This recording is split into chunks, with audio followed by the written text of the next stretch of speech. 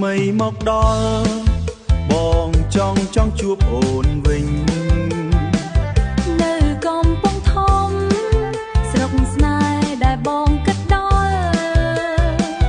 អូនក៏រងចាំថ្ងៃនេះយូរហើយណាចង់រំកំត្រឹមជាមួយបងម្ដងទៀតអូនអើយមករំកំត្រឹមឲ្យកូនត្រាំងចិត្តចូលឆ្នាំនេះអូនសប្បាយព្រមមានបងទៅលេងសំបោព្រៃកុកមើលប្រាសាទស្អាតស្អាតស្នេហ៍យើងកើនឡើងស្នេហ៍យើងកើនឡើងមិនបាត់ទៅណានំសន្ទុកហៅហើយយើងឡើងទៅមើលទេសភាពខ្យល់ត្រជាក់ប៉ះចិត្តអូនសប្បាយណាស់បងទន្លេសាបលំហែបងចង់ឃើញអូនញញឹមបើមានបងក្បែរអូនមិនខ្លាចអ្វីទេអូនអើយមករំកាន់ត្រឹមឲ្យកូនត្រាំងចិត្ត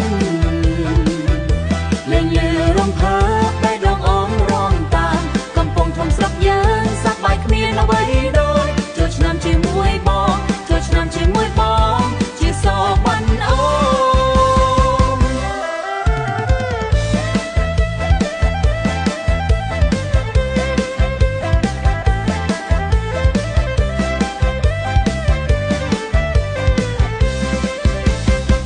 លិនអំបុកថ្មីបងចង់ឲ្យអូនសាងសើចសប្បាយជុំគ្នាមិនចង់ឲ្យពេលកន្លងសន្យាជាមួយបងទុកចិត្តស្នេហ៍នេះអូននឹងស្រឡាញ់បងរហូតឆ្នាំក្រោយទៀតសួស្តីឆ្នាំថ្មីសូមជ័យសុខសាន្តកំពុងធំស្នេហ៍យើងមិនបែកពីគ្នា